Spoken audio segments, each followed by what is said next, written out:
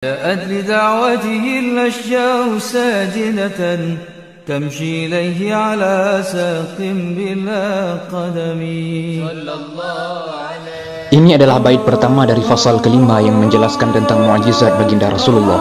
Ada sebuah riwayat dari Buraidah bin Al-Khasib, sebagaimana termaktub di dalam kitab Musnad Al-Bazzar, bahwa ada seorang badui yang datang menghadap Nabi Muhammad SAW dan memohon bukti kerasulan beliau.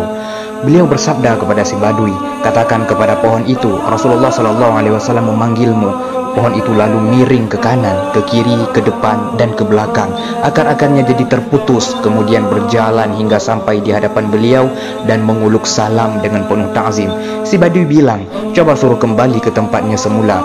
Nabi Muhammad SAW memerintahkan pohon itu untuk kembali, dan pohon itu langsung mematuhi perintahnya. Akar-akarnya tersambung lagi sebagaimana semula. كأنما سطرت سطرا لما كتبت فروعها من بديع الخط في اللقم. Pohon yang berjalan tersebut laksana sebuah kuas yang menari di atas kanvas. Dari permukaan bumi yang dilaluinya tercipta garis-garis yang begitu simetris dan menawan, ibarat sebuah lukisan. Lihatlah wahai yang mempunyai basirah, kepatuhan dan ketulusan di dalam melaksanakan perintah dan panggilan baginda. Pelaksanaan perintah oleh pohon itu dilakukan dengan seindah dan sesempurna mungkin. Pohon itu begitu sigap di dalam memenuhi panggilan Rasulullah. Tidak ada jarak waktu yang menunjukkan adanya sikap setengah hati. Di saat ia dipanggil dengan penuh kebahagiaan dan tanpa menunda-nunda, ia realisasikan panggilan tersebut. Seandainya kita yang jelas merupakan umat terkasihnya mau meniru kepatuhan seperti pohon tersebut, sungguh akan sangat beruntung dan berbahagianya kita. مثل الغمامة النسار سائرة تقي حر وطيس للهجير حميم. Di saat Rasulullah melakukan ekspedisi dagang pertamanya, saat itu umur beliau masih 9 tahun. Bersama Abu Talib selaku pamannya, beliau akan bertolak ke utara menuju Syria. Dalam perjalanan, awan senantiasa menaungi setiap langkah calon nabi itu. Sesampainya mereka di Busra untuk melepas penat, seorang pendeta bernama Buhairah melihat keganjilan pada karavan dagang Quraisy. Buhairah merupakan pendeta yang begitu fokus mempelajari naskah-naskah kuno. Tentunya ia begitu paham saat membaca tanda yang terpampang di hadapannya. Ia menasihati Abu Talib untuk memulangkan keponakannya dan membatalkan misi dagang karena dikhawatirkan pendengki Yahudi akan menyakitinya nanti. Ia berkata, "Sesungguhnya kalian ketika bertolak dari Mekah, awan senantiasa menaungi di atas kepalanya. Batu dan pohon yang ada di sepanjang perjalanan tertunduk sujud menghormatinya. Dan hal ini tak mungkin terjadi kecuali dia merupakan seorang nabi. Aku mengetahuinya melalui stempel kenabian yang ada padanya." أقسمت بالقمر المنشق إن له من قلبه نسبة مبرورة القسم. Sepanjang hidupnya, dada Rasulullah pernah 4 kali dibelah, yakni saat beliau tinggal bersama Halimah di usianya yang ke-10 tahun, saat diutus menjadi Rasul, dan di malam Mi'raj. Habib bin Malik, Raja Syria, ingin membuktikan kenabian baginda. Ia datang ke Mekah dan bertemu dengan Rasulullah. Terjadilah percakapan di antara keduanya. "Muhammad, engkau tahu semua nabi itu punya mu'jizat. Dan apa mu'jizatmu? Apa yang kau inginkan?" tanya baginda. "Aku ingin matahari terbenam sekarang, lalu muncul rembulan. Kau turunkan rembulan itu ke bumi, terus kau belah menjadi 2. Lalu rembulan itu menyatu kembali, naik ke langit dengan terang benderang. Apakah kau akan beriman kepadaku jika permintaan itu aku penuhi?" tanya baginda lagi. "Ya, tapi juga dengan syarat kau beritahu aku apa yang ada di dalam hatiku." Nabi Muhammad lalu naik ke gunung Abi Qubais. Di sana beliau salat 2 rakaat dan berdoa kepada Tuhannya. Malaikat Jibril turun menjumpai beliau dan berkata, "Sesungguhnya Allah Ta'ala menundukkan matahari, rembulan, siang dan malam untukmu." ما حوى الغار من خير ومن كرم وكل طرف من الكفار عنه عمي. Setelah perundingan pertama untuk membunuh Rasulullah yang digelar di Darun Nadwah mendapati hasil yang begitu memuaskan, usulan Abu Jahal yang begitu cemerlang dihadiahi tepuk tangan oleh iblis la'natullah. Konspirasi jahat kafir Quraisy akan terjadi. Malaikat Jibril datang kepada Nabi Muhammad SAW dan berkata, "Malam ini engkau jangan tidur di tempat biasa." Singkat cerita, dalam pengejaran itu sampailah baginda ke dalam gua ditemani oleh sahabatnya Abu Bakar. 3 hari 3 malam baginda bersembunyi di sana. Gembong kafir Quraisy merasa kehilangan Nabi Muhammad dan mencari di sekitar Mekah. Mereka menyebarkan juru lacak yang paling ahli mengendus jejak, bahkan sayembara dengan hadiah 100 unta pun dibuat. Tapi tak ada satupun dari mereka yang berhasil menemukan baginda.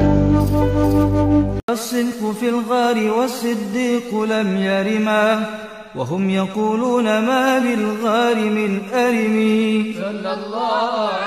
Saat berjalan bersama Nabi ke Gua Sur, Sayyidina Abu Bakar selalu berpindah-pindah posisi, kadang di depan Nabi, kadang di belakang beliau. Melihat tingkahnya, baginda bertanya, "Kamu kenapa, wahai Abu Bakar?" Ketika di belakang, "Aku takut ada sesuatu yang mengenai engkau dari depan, wahai Rasulullah. Dan ketika aku di depan, aku takut ada sesuatu yang mengenai engkau dari belakang." Begitu jawab Sayyidina Abu Bakar. Ia terus begitu sampai mereka berdua tiba di Gua Sur. Ketika hendak masuk, Sayyidina Abu Bakar menyela, "Sebentar ya Rasul, biar aku pastikan keadaan di dalam aman, supaya jika ada hewan melata, biar mengenaiku duluan." Diceritakan di dalam juga ada sebuah lubang, lalu lubang itu ditutupi oleh Sayyidina Abu Bakar dengan kakinya, khawatir kalau ada hewan berbahaya keluar dari sana, lalu mengenai Rasulullah. العنكبوت على خير البرية لم تنشد ولم تحمي. Diriwayatkan sesungguhnya ketika baginda SAW masuk ke gua bersama dengan Abu Bakar, Allah menumbuhkan pohon ra'ah yang terkenal dengan sebutan pohon Ummi Ghailan. Pohon itu tumbuh dan menghalangi orang-orang kafir melihat gua. Kemudian Allah Azza wa Jalla memerintahkan laba-laba untuk membuat rumah di depan gua, lalu mengutus 2 ekor merpati liar untuk singgah dan membuat sarang di pintu gua. Ini merupakan upaya penghalang orang-orang kafir terhadap beliau SAW. Dan dikatakan bahwa merpati-merpati di tanah haram hari ini adalah keturunan dari 2 merpati tersebut setelah berhasil menjaga Rasulullah dan Abu Bakar. Pikirkanlah, bagaimana mungkin sebatang pohon mampu melindungi orang yang dicari dan menyesatkan orang yang mencari. Juga seekor laba-laba datang dan menutup pintu pencarian. Dan bagaimana upaya laba-laba menenun rumahnya sampai yang dicari menjadi kabur bagi yang mencari. Peristiwa hebat ini merupakan tanda-tanda kemuliaan Nabi SAW. Dan alangkah cantiknya gubahan syair Ibnu Nuqib, "Wadudul qazzi inna sajad hariran yaj'alu labsahu fi kulli syai'in fa innal ankabuta ajallun minha bima nasajad ala ra'sin nabi." Tatkala ulat sutra memintal benang, benang itu amatlah indah untuk dipakai segala sesuatu. Namun laba-laba jauh lebih mulia karena upaya memintal di atas kepala Nabi. Allahumma salli ala Sayyidina Muhammad. Dalam pelukan Gua Sur, Abu Bakar berbisik di telinga baginda, "Wahai Rasulullah, kaummu kini tengah mencarimu. Demi Allah, sedikit pun aku tidak mengkhawatirkan keselamatanku. Namun, aku sangat khawatir sesuatu yang tidak diinginkan akan menimpamu." Nabi bersabda, "Apa perkiraanmu tentang nasib 2 di mana yang ketiganya adalah Allah?" Nabi bertanya, "Wahai Abu Bakar, andaikan terjadi sesuatu, apakah engkau lebih senang dibunuh untuk melindungiku?" "Tentu ya Rasulullah," jawab Abu Bakar. Tak terjangkau besarnya pengorbanan keluarga Abu Bakar untuk baginda saat terjadinya hijrah yang menjadi titik balik bangkitnya Islam. Asma, putri Abu Bakar, bertugas mengantarkan makanan setiap sorenya. Bersamaan dengan itu, setiap harinya dia diteror oleh Abu Jahal dan rekan-rekannya yang menanyai di mana keberadaan ayahnya. Abdullah putra Abu Bakar menjadi intel untuk baginda, dan Amr bin Fuhairah pembantunya Abu Bakar bertugas menggiring kambing-kambingnya untuk menghapus jejak unta Abdullah sepulang mencuri desas-desus kaum kafir Mekah. Sedangkan Abu Bakar sendiri tak sedikit pun ia menyisakan harta untuk keluarganya. Beliau pergi bersama Nabi dengan membawa 5.000 dinar. Kakinya tertancap batu, digigit ular dan menahan rasa sakit yang tak terperi untuk baginda. Iya, semua beliau lakukan semata-mata karena cinta. Dan alangkah indahnya syair gubahan Hasan bin Thabit, وثاني اثنين في الغار المنيف وقد طاف العدو به إذ صعد الجبل وكان حب رسول الله قد علموا من الخلائق لم يعدل به بدلا. Orang kedua dari dua orang yang berada di dalam gua saat musuh mengelilingi dan naik ke atas gunung.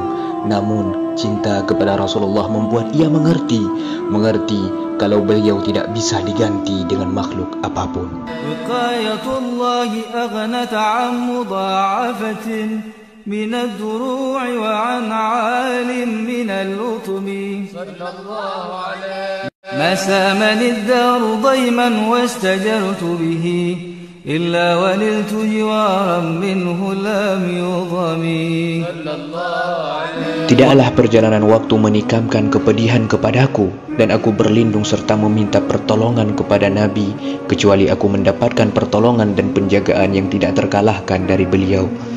Kepada siapa engkau melabuhkan cinta? Kenapa engkau begitu yakin bahwa cintamu akan sampai kepada Allah sedangkan tidak ada kerinduan di dalam hatimu kepada baginda Rasulullah? Rasulullah merupakan duta terbesar kasih sayangnya Allah Ta'ala kepada kehidupan, baik di dunia maupun di akhirat. Mendekatkan diri kepada beliau melalui cinta sama saja dengan mereguk cinta hadiratnya.